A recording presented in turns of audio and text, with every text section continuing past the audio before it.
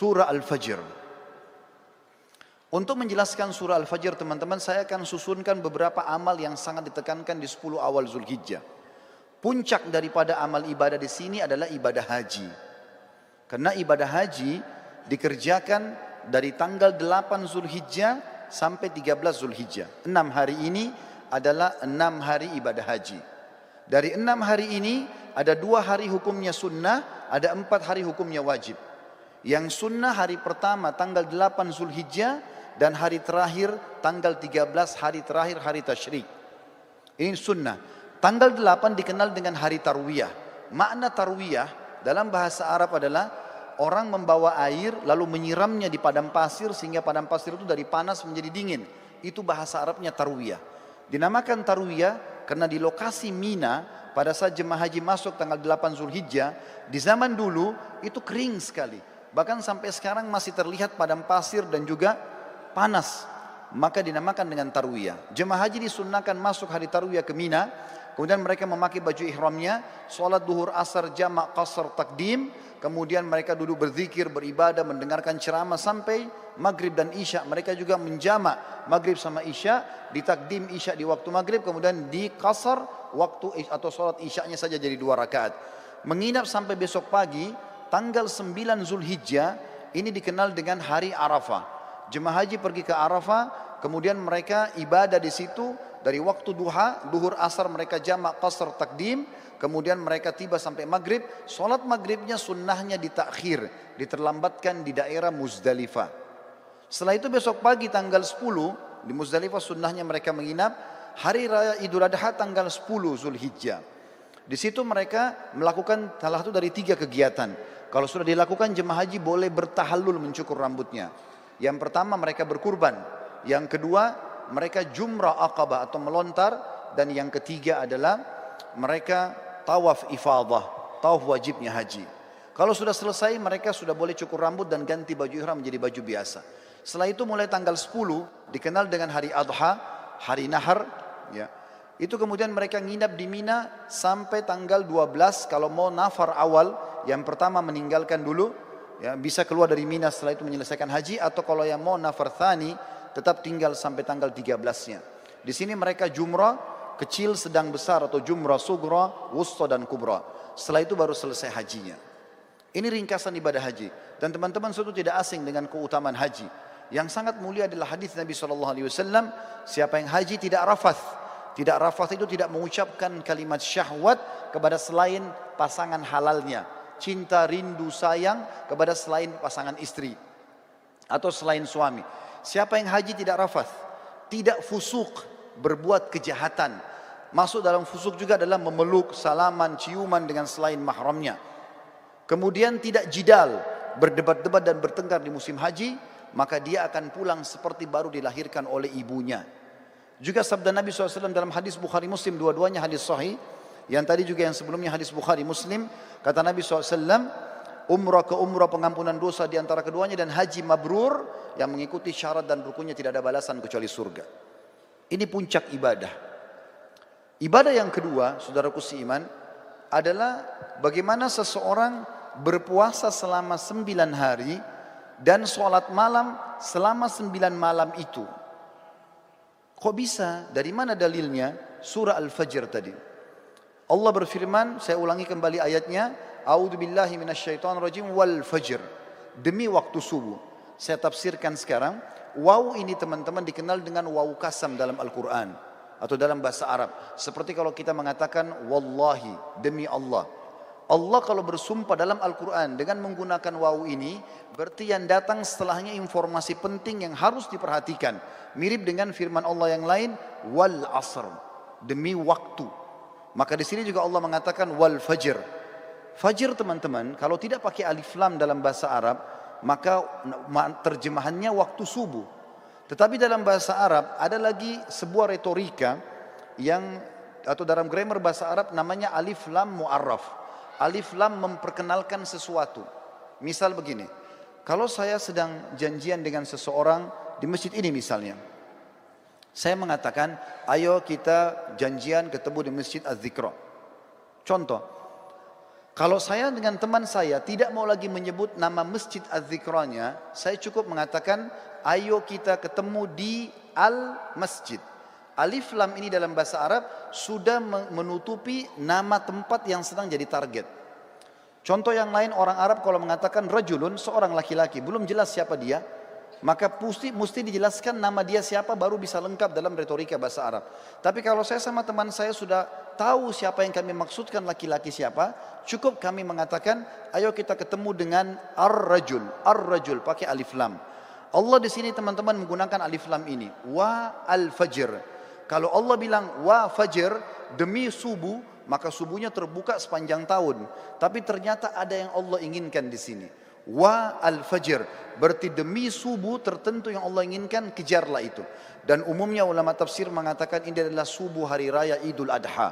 Dan dari sini ulama tafsir hampir seluruhnya sepakat mengatakan Idul Adha lebih afdal daripada Idul Fitri. Setelah sholat Idul Fitri tidak ada ibadah khusus yang diperintahkan. Kalau ada orang mau silaturahim, orang mau ketemu sama temannya, mau ziarah, apa saja, mau lakukan kegiatan-kegiatan positif, boleh saja. Tapi setelah sholat Idul Adha ada ibadah khusus. Allah katakan dalam ayat lain, A'udzubillahi minasyaitonir rajim, fasholli li rabbika wanhar. Salatlah hai Muhammad Idul Adha itu dan berkurbanlah setelahnya. Maka Idul Adha adalah lebih afdal daripada Idul Fitri, walaupun kita kadang-kadang lebih merapengan Idul Fitri di negara kita. Tapi ini makna tafsir Al-Fajr. Lalu Allah bilang di ayat kedua, walayalin ashr. Waw ini saudaraku seiman dalam bahasa Arab dikenal dengan waw ataf, penyambung hukum ayat sebelumnya. Apa yang berlaku sumpah Allah di ayat pertama berlaku juga pada ayat kedua. Artinya, dan kejar juga dirikan sholat malam di 10 malam berturut-turut sebelum subuh itu. Berarti di sini teman-teman sekalian, Allah Subhanahu wa taala memerintahkan kita untuk menghidupkan malamnya ya di 10 awal bulan Zulhijjah. Sementara ibadah puasanya tadi yang saya katakan diambil oleh para ulama dari hadis Bukhari, kalau amal-amal soleh lebih baik daripada jihad, dan termasuk amal soleh adalah puasa mutlak namanya. Kemudian Allah tekankan masalah haji di ayat ketiga, wasyaf'i wal watar, dan fokuslah ibadah di tanggal 8 dan tanggal 9. Maksudnya 8 hari tarwiyah tadi dan 9 hari Arafah. Saudaraku seiman, di sini berpuasa dan juga sholat malam dianjurkan karena ada surah Al-Fajr tadi. Ibadah yang selanjutnya yang sangat ditekankan adalah berkurban. Dan ini diikutkan dengan sholat Idul Adha sebelumnya. Sesuai dengan firman Allah SWT, fasholli li rabbika wanhar. Sholatlah hai Muhammad Idul Adha dan berkurbanlah setelahnya. Lalu setelah itu masuklah ibadah-ibadah umumnya yang diperintahkan di dalam agama kita yang kita bisa kerjakan. Tapi yang kita ingin simpulkan teman-teman sekalian, setiap amal yang kita kerjakan dari awal Zulhijjah sampai akhir atau sampai 10 Zulhijjah itu akan mengalahkan pahala jihad. Oleh karena itu jangan disia-siakan. Perbanyaklah amal soleh, dirikan sholat malamnya, puasalah siang harinya. Lalu persiapkanlah hewan-hewan kurban yang terbaik akan kita kurbankan nantinya.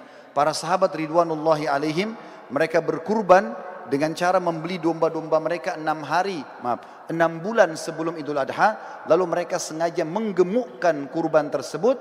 Lalu kemudian mereka menyembelihnya di Idul Adha karena diberikan untuk Allah Subhanahu wa ta'ala. Berhubungan juga dengan masalah ini, sebelum saya menutup khutbah ini, perlu ditekankan tentang masalah Idul Adha. Selain sholat yang sudah masyhur 2 rakaat yang kita kerjakan dengan khutbahnya, tapi kurbannya yang perlu digarisbawahi. Kurban ini teman-teman terdiri dari 3 jenis hewan yang sudah masyhur, kambing sama domba umurnya setahun minimal, kemudian sapi kurang lebih 2 tahun dan unta minimal 5 tahun. Tapi dari 3 jenis hewan ini, yang paling ditekankan adalah domba dan kambing. Seringkali saya dengar dari panitia masjid, kalau ada orang-orang kita yang akan menerima daging kurban, mereka kalau melihat vouchernya tertulis daging kambing, mereka tidak mau mengambilnya.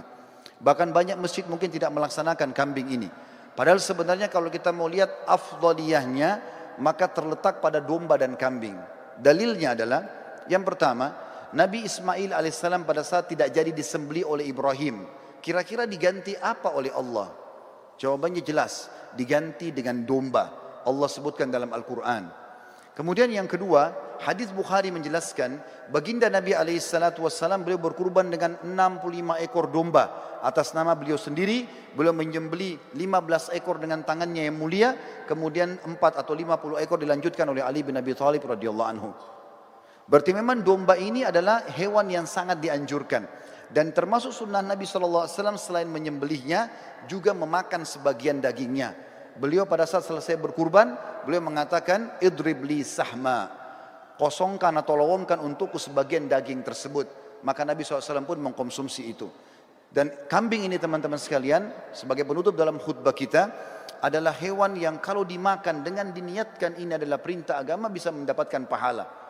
Yang pertama, dalilnya adalah hadis Bukhari menjelaskan Nabi SAW sangat gemar memakan paha kambing.